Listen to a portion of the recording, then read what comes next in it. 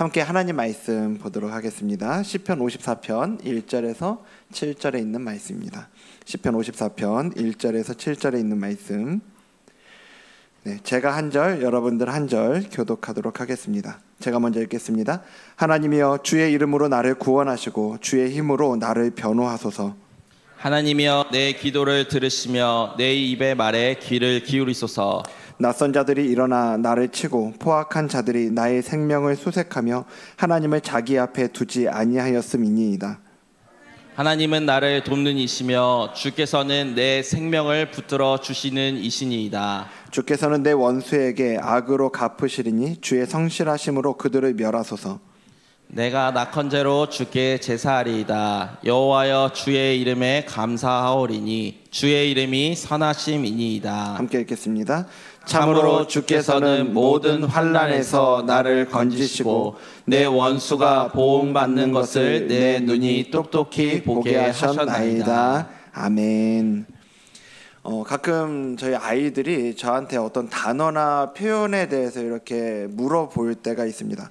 어릴 때는 뭐 아이들이 물어보는 거 뭐 별로 고민할 거 없잖아요. 그냥 쉽게 이렇게 대답을 해줬는데요. 아이들이 좀 커갈수록 제가 이렇게 대답해 주는 게 쉽게 대답해 주기보다는 좀 고민을 하고 답해줘야 되는 경우들이 생기더라고요.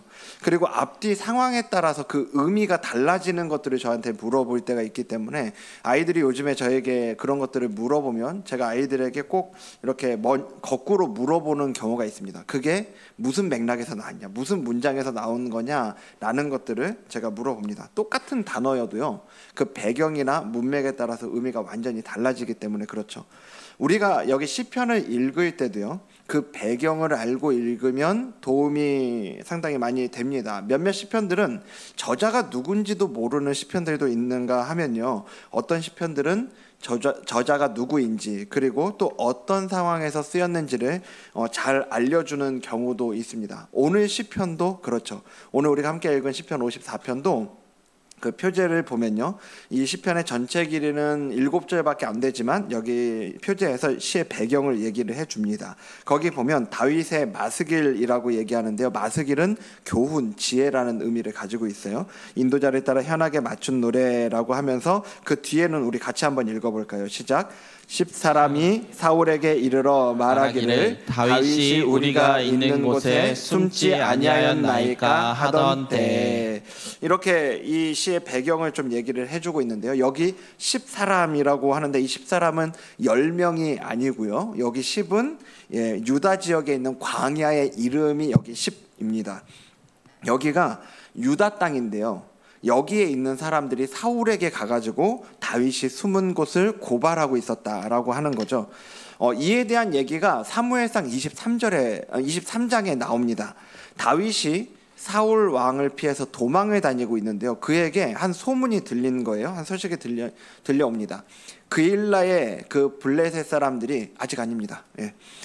그일라에 블레셋 사람들이 쳐들어와 가지고요, 추수한 것들을 다 이제 빼앗아갈 그런 위기에 처했다는 건데요, 이 그일라라고 하는 지역이 조금 재미있어요. 뭐냐 하면 여기가 블레셋하고 유다 지역하고 그 경계에 위치한 땅이 이 그일라라는 땅이에요.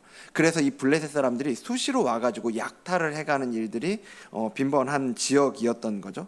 거기다가 사울이 그 당시에 있었던 기브아하고도 상당히 좀 떨어진 지역이어서요, 사울이 이렇게 블레셋 사람들이 쳐들어왔을 때 재빠르게 대응하기가 참 어려운 지역이었던 거죠. 그래서 그 근방에 있었던 이 다윗에게 먼저 소식이 들린 것 같아요. 그런데 지금 다윗이 어떤 상황이라고요? 도망 다니고 있다니까요. 사울이 자기의 목숨을 찾고 있는 상황에서 열심히 도망치고 있는 그런 상황인데 누구를 도울 처지가 아니라는 거죠. 그래서 아니나 다를까 부하들도 쌍소리 두고 말립니다. 우리가 지금 도망 다닐 때지 거기 가가지고 그렇게 우리 누구를 도울 처지가 아닙니다 라고 얘기를 하는데, 다윗이 그 부하들의 말을 듣고 그래 맞다, 근데 우리가 누구 도울 처지냐 이렇게 하지 않더라는 거예요. 오히려 다윗은 하나님께 묻습니다. 그것도 하나님께 2번이나 물어봐요. 처음에 하나님께 들었는데 하나님께 그 일날에 가서 도울까요? 라고 물었을 때 하나님이 그러라고 했어요. 근데 부하들이 아니라고 하니까 다시 묻습니다. 두 번째 묻는데 하나님이 여전히 내가 블레셋 사람들을 붙일 테니까 가라, 도와라 라고 말씀하시는 거죠. 그래서 그 말씀에 순종해서 그 일날로 가서 이제 구원을 해주는데요. 그 다음 장면이 기가 막힌 거죠. 예, 한번 보여주십시오. 23장 7절 말씀인데, 자, 여기 앞에 빨간색만 읽어볼까요? 시작. 다윗이 그일라에 온 것을 어떤 사람이 사울에게 알림해. 아니, 그일라 사람들 입장에서는 다윗이 구원자 아닙니까? 지금 뭐 사울이 구해줬던 게 아니잖아요. 그런데 그런 다윗을요, 사울에게 고발하고 있는 거예요. 사울이 지금 여기 숨어 있습니다. 그래서 이 사실을 또 다윗이 알게 되는 거예요. 그렇게 하고 이제 사울이 하나님한테 또 묻습니다. 하나님, 사울이 진짜로 오겠습니까? 그리고 사울이 오면 설마 이 그일라 사람들이 자기를 그렇게 사울에게 내주겠습니까? 라고 묻습니다. 하나님 뭐라고 하셨을까요? 예, 그렇다라고 하시는 거예요. 그럴 거다. 이거 되게 배신감이죠. 기가 막힐 노릇이에요. 근데 다윗은 거기에 막 대응하고 막 이제 그일라 사람들한테 해코지하고 이렇게 하지 않고 도망갑니다. 다시 도망가는데 그 다시 도망간 곳이 어디냐면 오늘 표제에서 이야기하고 있는 이 10이라는 곳이에요. 10 사람들은 다윗과 같은 유다 지파인데다가 역시 다윗이 블레셋으로부터 구해준 적이 있기 때문에 여기는 안전할 줄 알았던 거죠, 다윗이. 그런데 그들도 사울 왕에게 또 고자질을 하고 있는 거예요. 이젠 정말 도망갈 데도 없는 궁지에 몰린 건데요. 제가 오늘 말씀을 준비하면서요, 이 시기에 다윗이 어떤 마음이었을까 좀 생각을 해보게 되더라고요. 여러분도 한번 생각을 해보십시오. 먼저요, 이 배경을 우리가 이해하고 본다면요, 그일라부터 이게 지금 시작이 된 거 아니에요? 선의로 도와준 이들의 배신으로 인한 아픔이 있었을 것 같아요.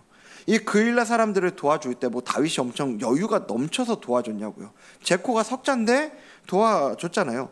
심지어 그래서 부하들은 다 반대했는데 다윗은 그 모든 반대에도 불구하고 그일라를 구원하러 갔는데 그에게 돌아온 건 쓰디쓴 배신의 아픔인 거죠.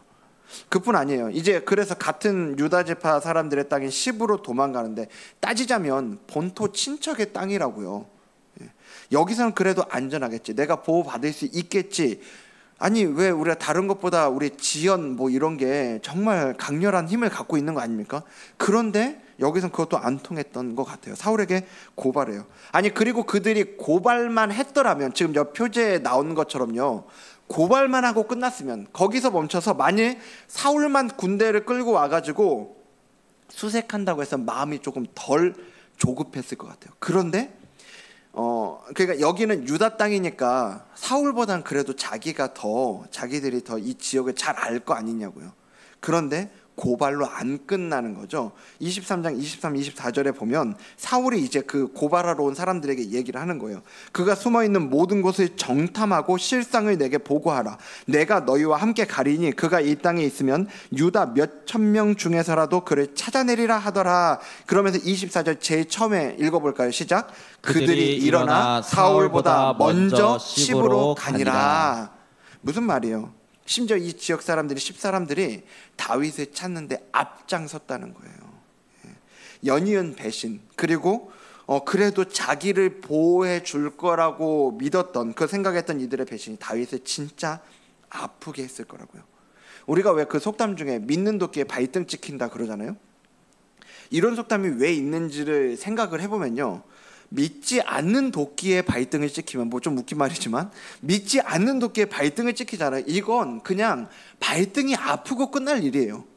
그런데 믿는 도끼에 발등을 찍히면요, 발등이 아픈 데서 안 끝나고 마음의 상처로 남게 되는 거죠. 그래서 훨씬 아픈 거 아닙니까?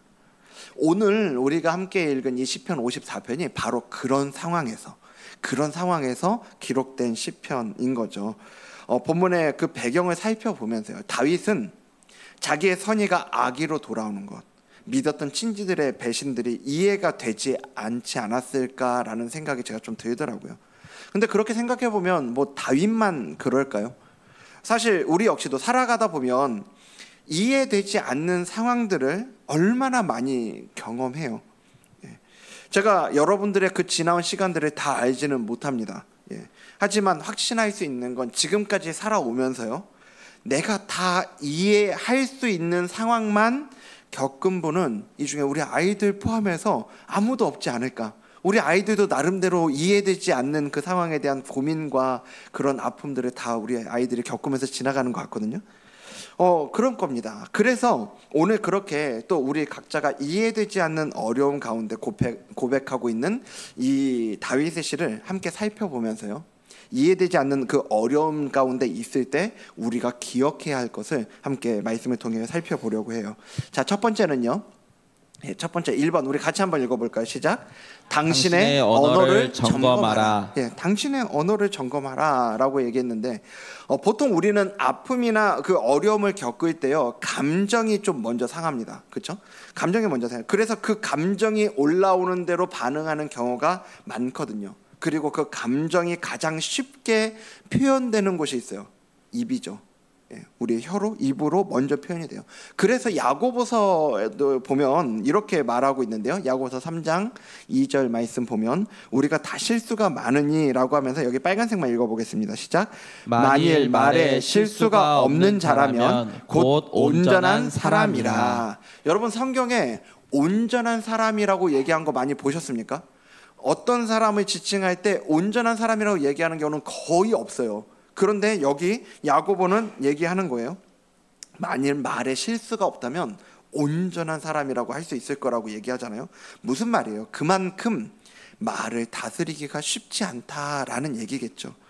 제가 사역을 하면서도요, 이 말이 정말 무섭다라는 생각을 진짜 많이 하게 됩니다.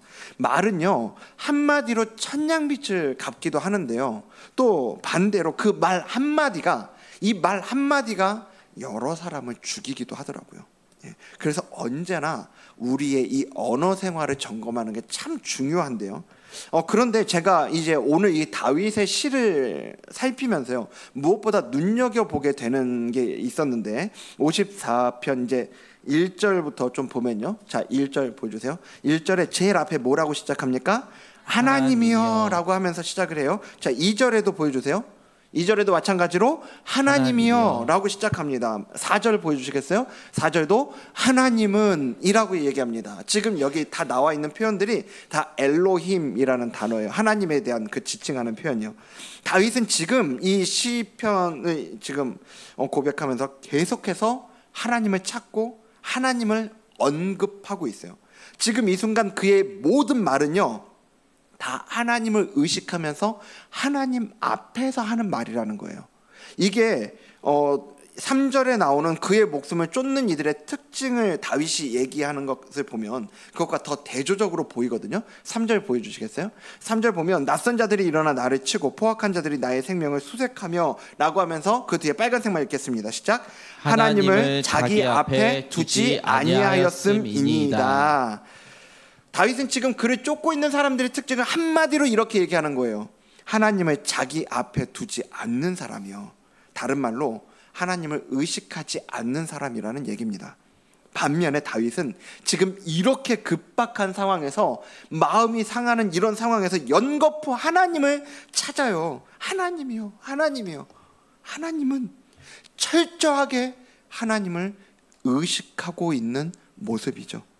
이게 오늘 다윗을 통해서 우리가 점검해야 할 모습이라는 거예요. 우리는 우리가 하는 말을 점검해야 되는데요, 우리 언어를요, 그냥 지금 여러분들에게 고운 말, 뭐 긍정적인 말 씁시다 이런 얘기하는 게 아니라는 겁니다. 나쁜 말을 하면 복이 달아납니다 이런 얘기도 아니에요. 그런 식의 얘기가 아니고요. 특히 제가 이 자리에 보면 여러분들은 평소에 험한 말을 안 쓰실 것 같이 이렇게 보이거든요. 그렇죠? 그런데 오늘 우리가 다윗을 통해 보는 건 이런 식의 얘기가 아니고요, 오늘 우리가 내뱉은 말이, 오늘 우리가 하고 있는 말이 얼마나 하나님을 자기 앞에 둔 사람처럼 하나님을 의식하면서 말하고 있느냐의 얘기라는 거죠. 제가 오늘 말씀 준비하면서 찾아봤거든요. 여러분, 시편이 전부 몇 편이죠?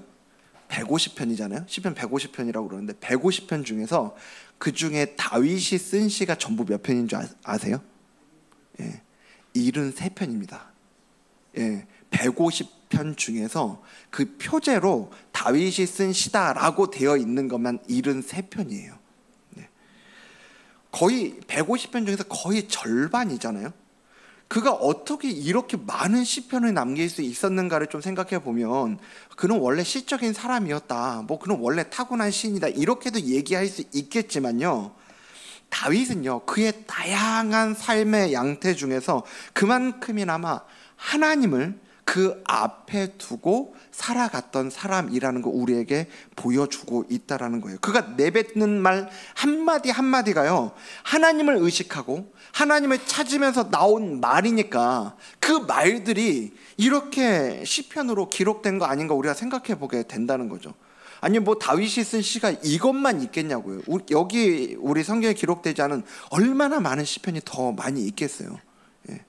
여러분 오늘 우리가 경험하고 있는 그 일들 가운데 우리는 얼마나 하나님을 의식하면서 말을 하고 있는가 우리가 돌아보기를 원합니다. 아까도 말씀드렸지만 특히나 급박한 상황이 발생하고 내 생각과 예상을 넘어서는 일들을 맞닥뜨렸을 때 우리는 쉽게 불쑥 올라오는 그 감정대로 막 말을 하기가 쉽단 말이에요. 예전에 어떤 목사님이 그와 관련해서 이런 얘기를 해주신 적이 있어요. 우리가 힘들 때면 나도 모르게 툭툭 이런 말이 나오는 경우가 있어요. 죽겠다 죽겠다 막 이런 얘기 이렇게 하는 경우가 있어요. 여러분도 종종 쓰십니까? 예. 예. 그 말을요 죽겠다 이 말을 그냥 쓰지 않는 게 아니고요, 죽겠다 이거를 이렇게 짧게 말고 조금 느려서 쓰면 어때요? 예. 죽겠다가 아니라 죽게 있다 죽게 있다. 예. 이렇게요. 조금만 느리면 죽겠다가 아니라 죽게 있다. 예. 예. 죽게 있다가 되는 겁니다. 예. 하나님께 이 모든 상황이 다 달려있다, 우리가 이렇게 좀 고백하는 겁니다. 예. 그래서 앞으로 툭 죽겠다라는 말이 튀어나올 것 같으면 조금 더 늘리십시오. 죽게 있다. 예. 죽게 있다. 이렇게요. 오늘 이 시간에 이렇게 이 밤에 이 예배의 자리로 또 기도하러 나오신 여러분들 중에서 정말 지금 겪고 있는 일이 이해가 되지 않는 분 계실 수 있습니다. 그런 분들 계시다면 오늘 여러분의 언어가 하나님 앞에서 고백하는 말이 되기를 간절히 소망합니다.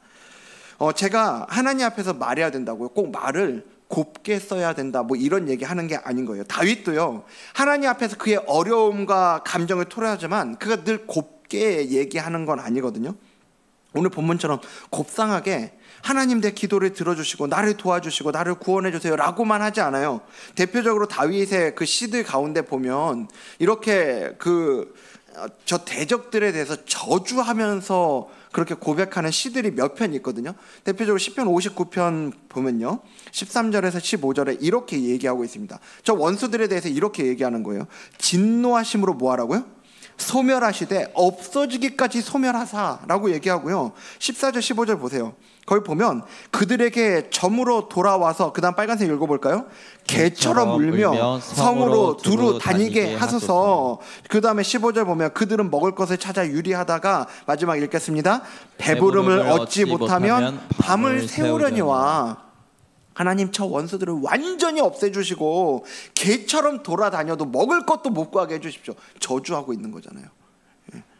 가끔 우리가 이 신앙생활을요, 신앙생활 한다라고 하는 거, 믿음으로 산다라고 하는 걸 착하게 살아야 된다로 바로 치환하는 경우가 종종 있습니다. 하나님 믿는 건 착하게 살으라는 거야, 이런 얘기로 바로 바꾸는 얘기가 있어요. 아니 맞아요, 틀린 말은 아닙니다. 그런데요 그 전에 그 착하게 사는 것 이전에 중요한 전제가 있다는 거예요. 뭐냐면 하나님 앞에서의 솔직하며, 이게 배제된 상태에서 착하게만이라고 하면 그거는 기독교 신앙이 아닙니다. 하나님 앞에 솔직함이 먼저 전제되어야 된다는 거예요. 그게 울분을 토해 넣는 것일 수도 있고 도움을 구하는 것일 수도 있어요. 중요한 건 제발 하나님이 계신 것을 의식하고 우리가 말하자는 겁니다. 그 종교개혁으로 유명한 마틴 루터 있잖아요. 이 마틴 루터가, 여러분 우리야 뭐 그냥 너무 쉽게 마틴 루터의 일대기에 대해서 얘기하고 그애가 종교개혁의 아버지다 뭐 이런 식으로 얘기를 하지만, 여러분 그 시대에 이 로마 카톨릭이 이 세상을 지배하던 그 시대에 이 종교개혁자로서 살아가는 그의 삶이 얼마나 힘들었겠냐고요. 그가 그래서 살아생전에 수많은 그 우울증 가운데 살아갔다는 얘기를 많이 합니다. 깊은 그 우울증에 시달리고, 그리고 때로는 아내가 카타리나라는 사람인데, 이 카타리나가 아무리 옆에서 위로를 해줘도 아무 말도 들리지 않는 것처럼 살아갈 때가 있었대요. 근데 어느 날은 이제 또 그러고 있는데 이 카타리나가 상복을 입고 나왔답니다. 예. 방에서 상복으로 옷을 갈아입고 나와서 루터가 물어봤다는 거예요. 아니, 당신 어디 장례식 가? 라고 이렇게 물어봤다고 그래요. 그러니까 카타리나가 이렇게 대답을 했다고 합니다. 아니요. 하지만 당신이 마치 하나님이 돌아가신 것처럼 행동하시니 저도 당신의 애도에 동참하고 싶었습니다. 라고 얘기했다고 하더라고요. 마틴 루터가 보여주고 있는 모습이 마치 하나님이 안 계신 것처럼, 하나님이 죽어버린 것처럼 그렇게 행동하고 있는 그의 모습을 이렇게 꼬집은 거죠. 그 마틴 루터가 그 얘기를 듣고 정신을 차리고 다시 그 힘을 회복했다라는, 기운을 회복했다라는 이런 유명한 일화가 있어요. 여러분, 오늘 우리가 살아가는 삶의 모습이요, 말이든 행동이든 특별히 우리가 쉽게 툭툭 나오는 이 언어가 우리 앞에 계시는, 우리와 함께 하시는 그 하나님을 의식함으로 하나님 앞에서 표현하고 고백할 수 있는 저와 여러분 되기를 주님 이름으로 축복합니다. 두 번째요, 이해되지 않는 어려움 중에서 우리가 기억할 것 두 번째는요, 자, 2번 같이 한번 읽어볼까요? 시작. 미리 감사를 선포하라. 예, 미리 감사를 선포하라는 건데요, 시편 54편 오늘 본문 6절 말씀에 보면, 예, 이 앞에 이렇게 되어 있습니다. 예, 6절 말씀은 그 앞에 빨간색만 읽겠습니다. 시작. 내가 낙헌제로 주께 제사하리이다. 여호와여 주의 이름에 감사하오리니. 아멘. 이 낙헌제라고 하는 제사는요, 기쁨으로 드리는 제사를 얘기하는 겁니다. 그 제사의 자리에 다윗은 주의 이름을 선하심을 인해서 감사함으로 나아간다라고 고백을 하고 있어요. 지금 6절 말씀인데요, 이어서 7절에도 보면요, 7절 말씀은 우리 전체를 같이 읽겠습니다. 시작. 참으로 주께서는 모든 환난에서 나를 건지시고 내 원수가 보응받는 것을 내 눈이 똑똑히 보게 하셨나이다. 아멘. 자, 여러분, 여기 7절을 좀 잘 보실 필요가 있어요. 7절에 잘 보면 주께서는 모든 환난에서 나를 뭐 하시고? 건지시고요, 내 원수가 보응받는 것을 내 눈이 똑똑히 보게 하셨나이다 라고 얘기를 하고 있죠. 지금 여기 7절에 나와 있는 표현만 가지고 생각을 하면 지금 이 상황은요, 그를 쫓는 이들로부터 완전히 피신한 다음에 하고 있는 시일까요? 아니면 아직 문제가 해결되기 전일까요? 여기 7절만 보면은 어떤 것 같아요? 이미 해결된 것 같은 느낌 아닙니까? 이게 과거형으로 표현이 되어 있잖아요. 저게 우리 번역이 좀 이상하게 되어 있는 게 아니라 실제로 히브리어 언어가 과거형으로 되어 있어요. 예, 저 표현이. 근데 만일 우리가 저렇게 보는 것처럼 이 문제가요, 완전히 해결된 다음에 감사 기도였다면, 일단 절대로 우리가 방금 전에 앞에 봤던 것처럼요, 1절에서 3절과 같이 하나님의 구원을 간구하지 않았을 겁니다. 하나님 나를 도와주십시오 라고 구하지 않았을 거라고요. 그리고 이 표제 자체가 그가 10사람들이 고발했을 때, 그로부터 구원 받았을 때, 피신했을 때 라고 얘기하지 않아요. 고발했을 때 라고 얘기를 하고 있죠. 그러면 여기 7절에 과거형으로 기록된 건지셨다, 보게 하셨다라는 표현을 우리가 어떻게 봐야 되는 거냐고요. 이거는 강한 확신에서 나오는 의지적인 선포인 겁니다. 예. 다윗이 지금 보여주고 있는 이 표현은요, 강한 확신에서 나오는, 아직 이루어지지 않았지만, 과거형이 아니지만 미래의 일이지만 하나님이 확실하게 이렇게 해주실 거라는 의지적인 선포를 지금 다윗이 하고 있다는 거죠. 여러분, 우리가 종종 다윗을 이야기할 때, 여러분들이 잘 알고 있는 다윗은 보통 성경에서 어떤 사람으로 얘기하고 있습니까? 하나님 마음에 합한 사람이요. 예. 그리고 그의 인생 가운데 하나님의 구원을 자주 경험한 사람으로 우리가 그렇게 얘기하잖아요. 그래서 오늘 본문인 이 시편을 이야기하면서도 다윗은 그렇게 하나님 마음에 합한 사람이라는 평가를 받을 정도 되니까 이 정도 고백할 수 있는 거 아닌가, 이런 생각 들 수 있습니다.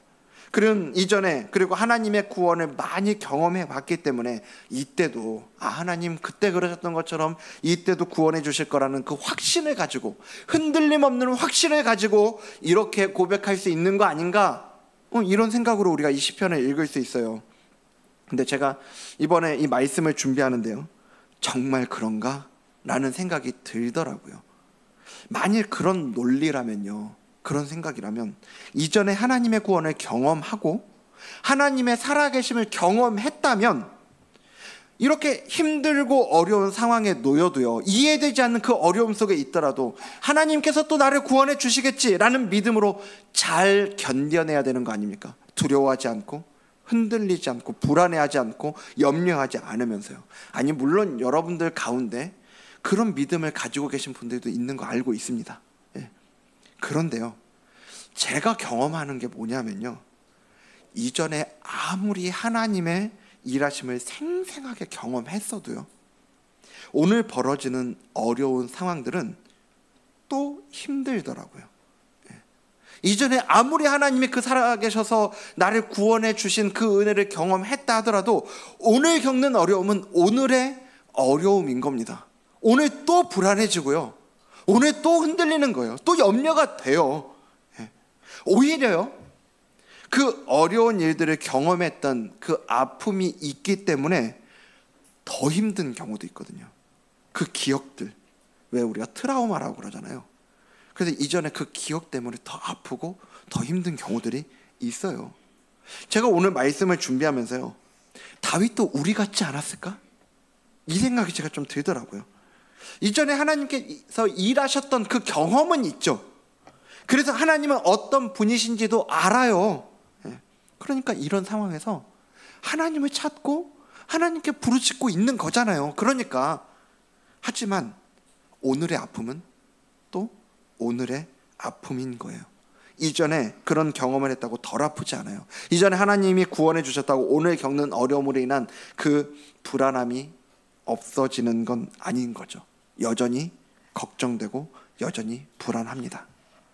그런데요, 그렇게 다윗도 우리와 같을 거라고 생각하고 이제 이 시편을 읽는데, 이게 그냥 그래서 다시 그 생각을 가지고 있는데 그 전에 읽을 때랑 다른 느낌으로 제가 읽게 되더라고요. 이게 그렇게 아름다운 시편이 아닌 거예요. 이 시가, 오늘 이 다윗의 시는요, 그의 이 불안함 가운데, 염려 가운데, 두려움 가운데 그의 모든 의지를 동원해서 하나님께 부르짖는 선포처럼 제가 그렇게 읽히더라고요. 그의 마음속에 어떤 불안과 염려도 없으니까 낙헌제로 드리는 감사를 얘기하고, 참으로 주께서는 모든 환난에서 나를 건지시고 내 원수가 보응받는 것을 내 눈이 똑똑히 보게 하셨나이다, 이렇게 고백하는 게 아니고요, 오히려 그 불안, 염려가 있으니까요, 그 염려가 있기 때문에 더욱 그런 자신의 마음과 싸우면서 의지적으로 부르짖는 미리 감사의 선포인 거죠. 저는 이게 우리가 신앙을 가진 사람으로서요, 하나님이 살아계신 하나님을 믿고 있는 그 신앙을 가진 사람으로서 우리가 하나님께 보여드릴 수 있는 최고의 그 믿음의 표현 중에 하나가 아닌가라는 생각을 합니다. 미리 감사. 그래서 오늘 우리가 이해되지 않는 어려움의 순간에 우리가 미리 감사를 선포하라고 두 번째로 말씀드렸는데, 그 앞에 사실은 생략된 게 있어요. 의지적으로 미리 감사를 선포하라는 거예요. 여러분, 이해가 되지 않는 어려움을 겪을 때요, 제가 주일에도 말씀드렸지만 불안하셔도 괜찮고요, 염려가 되어도 괜찮다고요. 불안해하는 자신 때문에, 염려가 되는 자신 때문에 그런 자신을 채찍질하고 정죄하지 마십시오. 우리가 단지요, 우리의 그 마음을 불안과 염려에 내버려 두지 마시고 우리가 싸우자는 겁니다. 불안하고 염려가 되니까 더욱 우리의 모든 상황을 주관하시는 하나님을 의지하면서 그 하나님께 내 마음과 싸우면서 의지적으로 나한테 들려주시라는 거예요.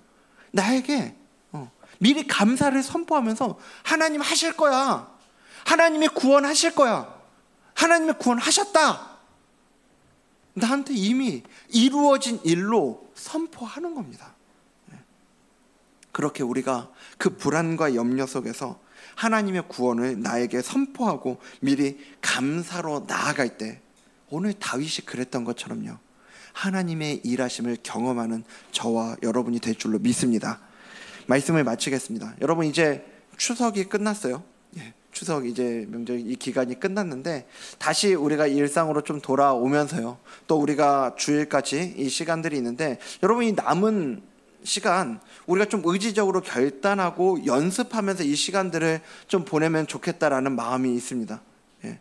우리가 작심삼일이라고 하잖아요. 작심삼일, 한번 결심한 건 3일밖에 안 건다는 거예요. 그래서 여러분 이 수요 예배에 여러분들 나오시는 게 얼마나 귀한 일인지 모릅니다. 주일에 말씀을 듣고 마음에 결단을 했다가 3일쯤 돼서 이제 가물가물해질 때쯤 돼서 다시 한번 말씀을 듣는 자리로 나오고 기도하며 하나님께 부르짖고 또 다시 한번 내 마음을 북돋고, 그리고 또 3일을 견디고 그 다음에 주일을 맞이하고, 너무 좋은 거 아닙니까? 여러분 3일 간격이 참 좋습니다. 그래서 여러분 남은 3일 동안, 이 주중 3일 동안 여러분들의 그 일상 가운데 이해되지 않는 상황들을 만날 때마다요, 그래서 힘들다고 내 입으로 툭툭 이렇게 나오려고 할 때마다 우리와 함께하고 계시는 하나님을 의식하고 그 앞에서, 여러분 힘든 거 얘기해도 괜찮아요. 힘들다고 안 해야 된다는 얘기가 아닙니다. 단지 하나님께 하십시오. 하나님께 여러분들의 힘듦을 고백하고 하나님이 구원해 주실 걸, 하나님이 행하실 것들을 기대하는 마음으로, 하나님 그렇게 하실 거죠? 하나님 저 도와주셔야 됩니다. 하나님 안 도와주시면 나에게 아무 소망 없습니다.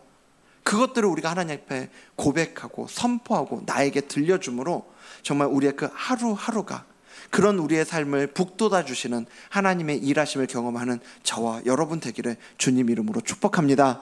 오늘 말씀을 기억하면서요, 우리 함께 이 다윗이 이렇게 도망 다니던 중에 그 고백했던 시편을 가지고 기록된 쓰여진 찬양이죠. 하나님이시여, 우리 함께 좀 찬양하면서 이 시간에도 다시 한번 우리의 마음을 하나님 앞에 좀 드리면서 함께 찬양하며 또 기도의 자리로 나아가도록 하겠습니다.